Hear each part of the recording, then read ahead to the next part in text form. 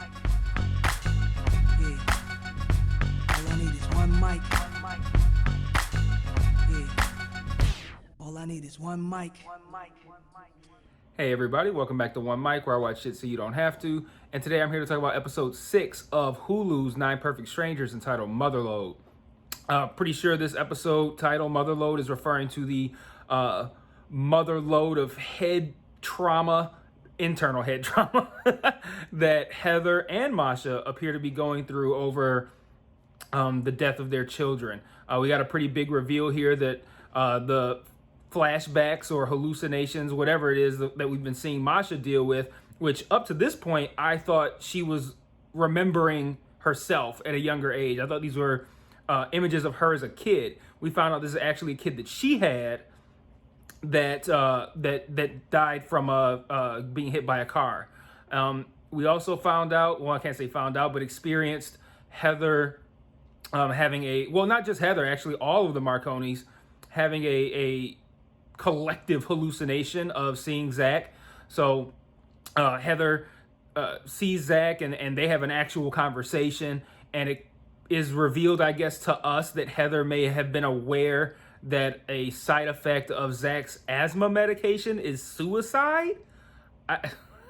My son's got asthma. I don't need to hear that shit. But what kind of asthma medication has a side effect of suicide? Like suicidal ideations?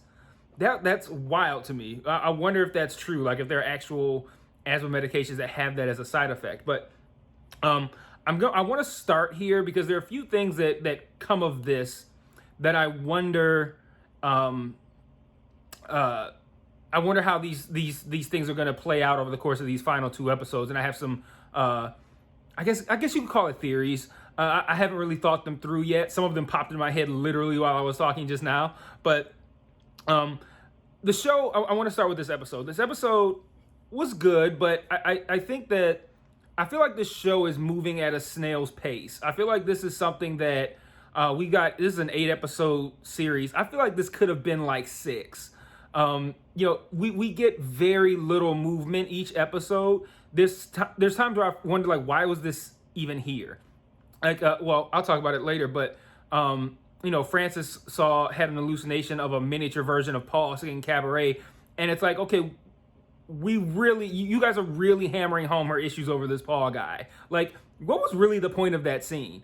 Like, why did she hallucinate and others didn't? Why are we constantly singing this Paul shit over and over again? And it's like, we get it. Like if this was like the first time that she hallucinated Paul, then that could hammer home the idea, like, okay, she's really having trouble with this. It's not just like I was dating a guy and he played me kind of deal. But we've been having this Paul thing go on with her for a while. So like, I was wondering what was even the point of that scene? But within that, there are some great moments, right? And I think this episode in particular had a couple of really standout moments. Those two being, there's a moment where Tony has a conversation with Francis, and there's a moment where Napoleon has a conversation with Masha that I thought were both really, really good scenes. So I'm going to start there, and then I'll work my way through like I do every week. So starting with Napoleon and his family, they collectively, like I mentioned at the top, collectively hallucinate seeing Zach. Heather experiences the idea of she knew that his medication had this potential side effect and I guess ignored it or whatever. And she is hallucinating this because she's probably dealing with guilt over feeling that way. She ends up having a full-on psychotic breakdown. They take her to, I guess, like a medical room that they have in there, and they're treating her, they sedate her, all this kind of stuff. And she just has what I guess you could ultimately look at as like the worst possible trip that anyone could have. But through that, we find out that Napoleon, had hangups over his own possible involvement in Zach's suicide. And he has a conversation with Masha, and he talks about the idea of blame and forgiveness. He says that most couples don't recover from losing a kid like that because there's blame there's blame to be placed there. Like if one of them feels that if the other person had done something different, then maybe their kid would still be alive.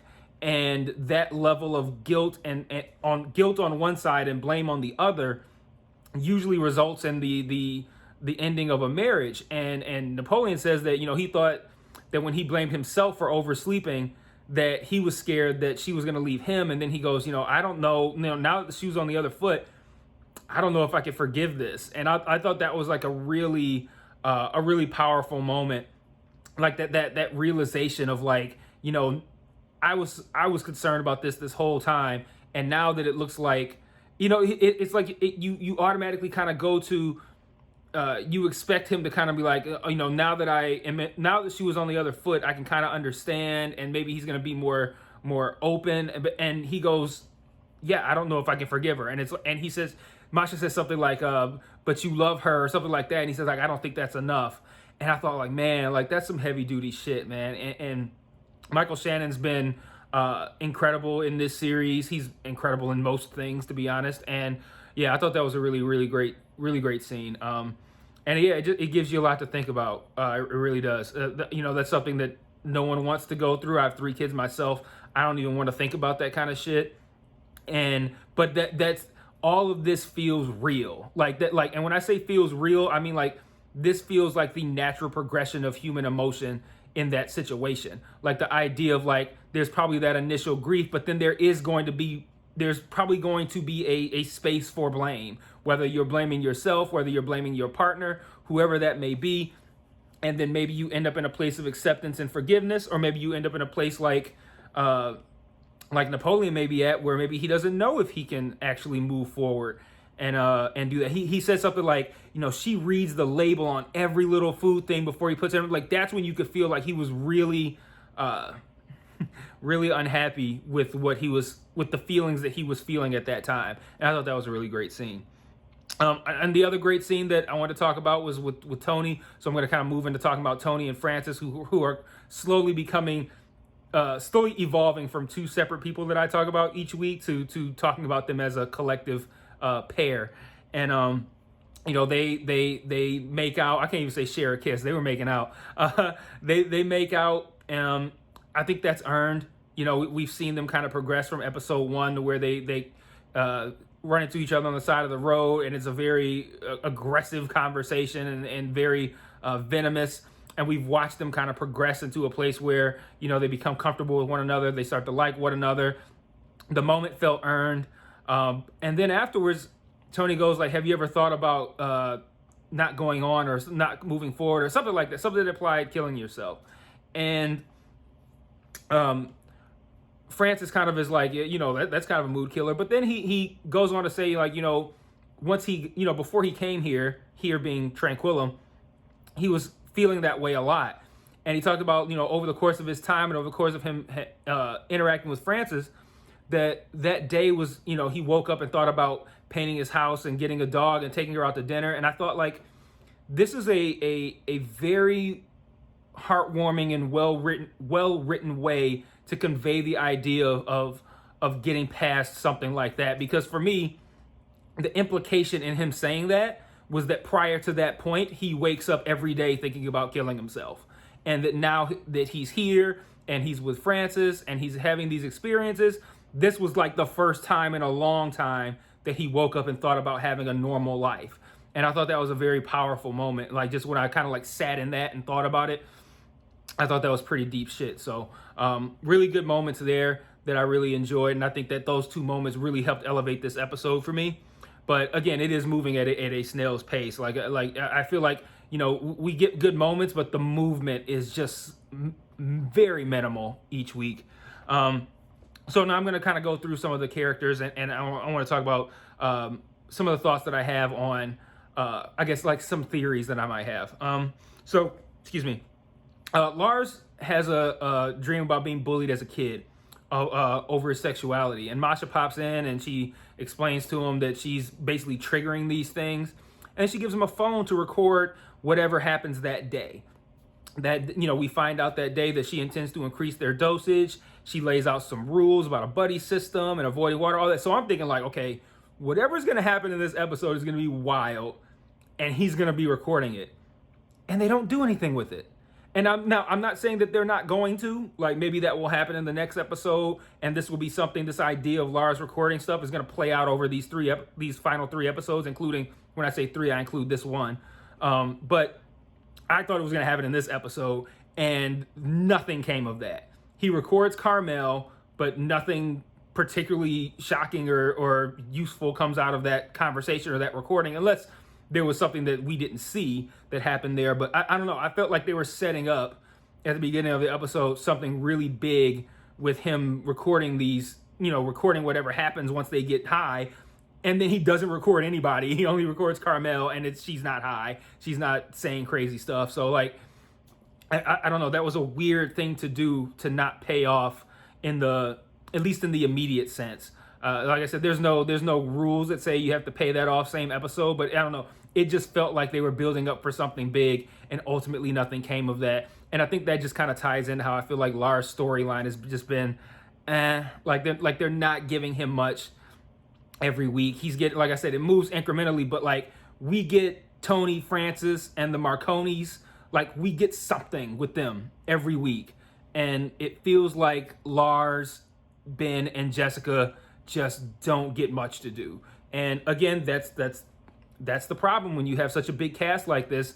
It seems like someone's inevitably going to get the short end of the stick, and it's Lars to a lesser to one degree, and then Ben and Jessica to an even lesser degree. Ben and Jessica, again, nothing with them this week. Nothing interesting. They're still all lovey-dovey, loving on each other off their ecstasy.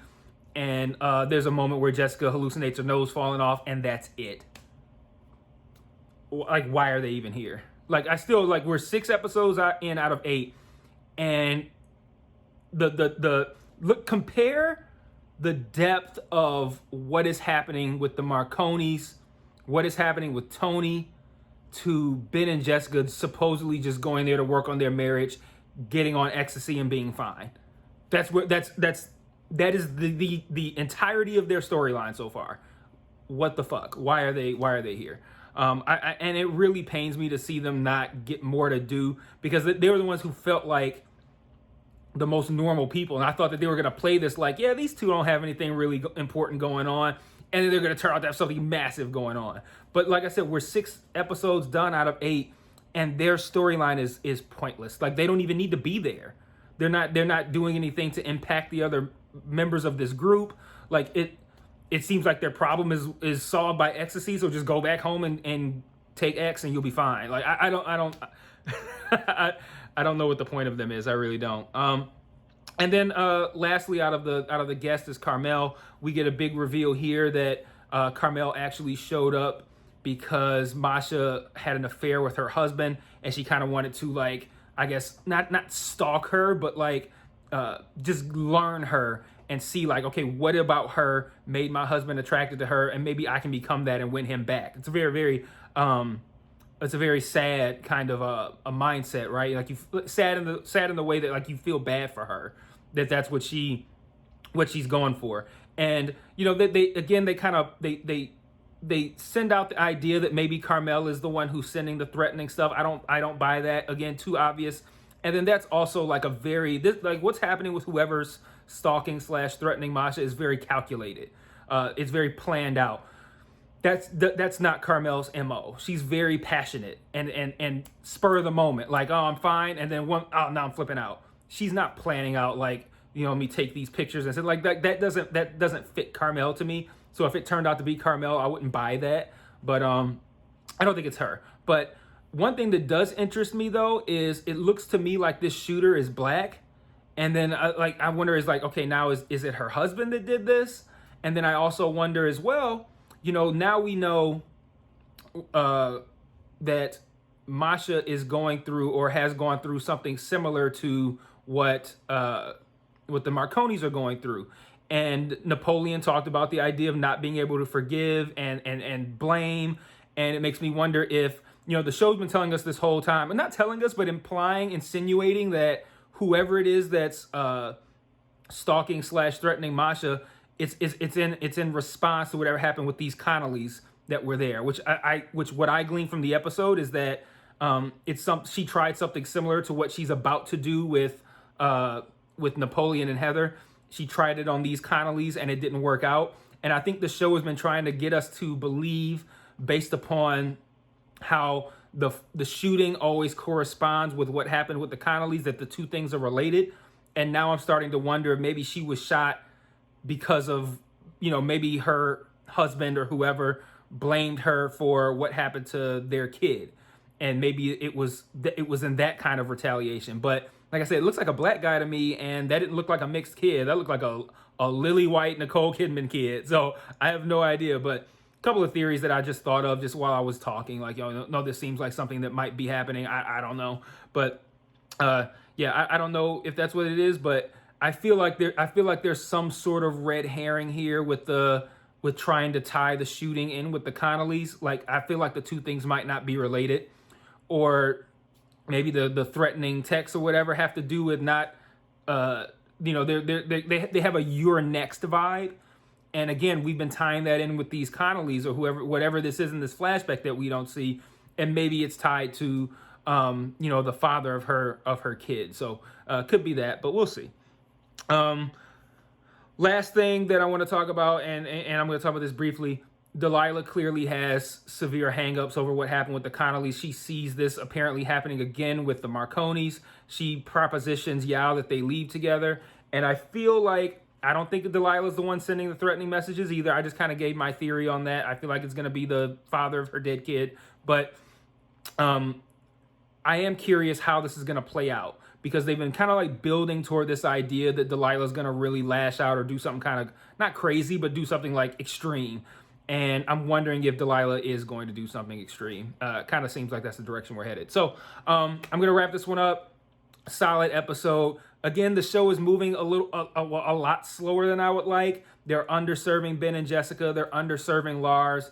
But at the end of the day, Michael Shannon's crushing this. Bobby Cannavale's crushing this. Melissa McCarthy is crushing this. And I really like everything they're doing with the Marconis. I thought Napoleon's moment was great. I thought Tony's moment was great. Francis has had some great moments as well. So I think that they're, it's kind of what happens when you have these big ensemble casts. You get really good stuff out of some group, and then the other group doesn't get as much attention. And I kind of feel like we have that one group that gets a lot of attention. We got the middle group that's kind of just like Carmel. That's it. Maybe just Carmel. And then the lesser attended group, which is Lars, Ben, and Jessica. So that's what I think. Give me your thoughts in the comments, and I'll see you guys next week for the penultimate episode of this series. Because this isn't going to be multiple seasons, I don't believe. Episode 7 next week. All right. Till then, peace.